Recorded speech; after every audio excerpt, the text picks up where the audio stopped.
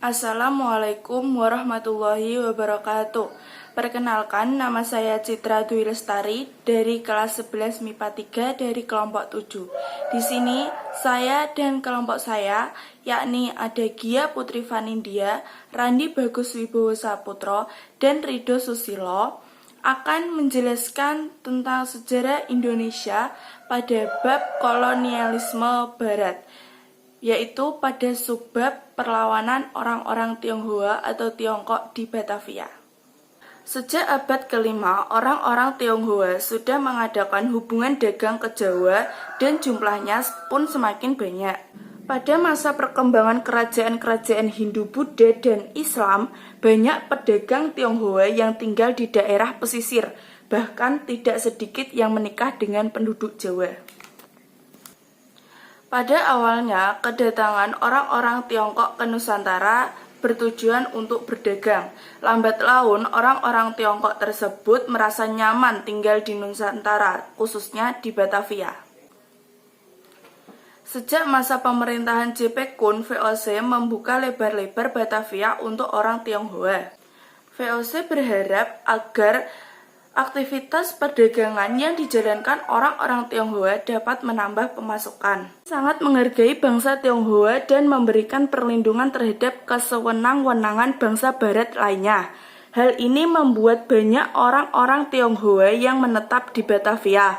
Selain itu, peningkatan usaha tebu membuat orang-orang Tionghoa secara ekonomi mengalami peningkatan yang signifikan. Pemerintah juga memberikan kemudahan lain, seperti orang-orang Tionghoa yang kaya raya diperkenankan tinggal di dalam tembok Batavia atau di dalam kota Batavia.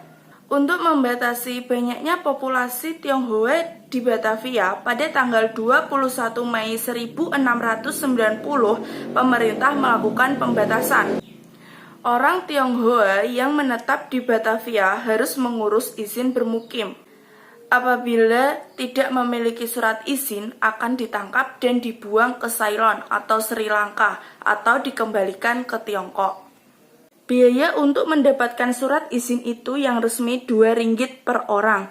Namun, dalam pelaksanaannya terjadi penyelewengan dengan pembayaran yang lebih mahal. Akibatnya, banyak warga Tionghoa yang tidak memiliki surat izin. VOC bertindak tegas dengan menangkap semua orang Tionghoa yang tidak memiliki surat izin bermukim.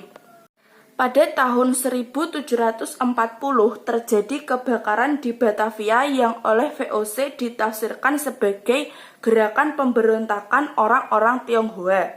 Oleh karena itu, VOC beraksi dengan melakukan sweeping memasuki rumah-rumah orang Tionghoa dan membunuh orang Tionghoa yang ditemukan di setiap rumah. Sementara yang berhasil meloloskan diri, mereka melakukan perlawanan di berbagai daerah, misalnya di Jawa Tengah. Perlawanan dan kekacauan yang dilakukan orang-orang Tionghoa itu kemudian meluas di berbagai tempat, terutama di daerah pesisir Jawa. Nah, itu tadi penjelasan singkat dari kelompok kami. Kami rasa penjelasan dari kami sudah cukup. Apabila ada salah kata, mohon untuk dimaafkan. Mari kita sebagai generasi muda senantiasa membaca dan mempelajari sejarah Indonesia, agar sejarah tersebut tidak mudah pudar dari pikiran kita.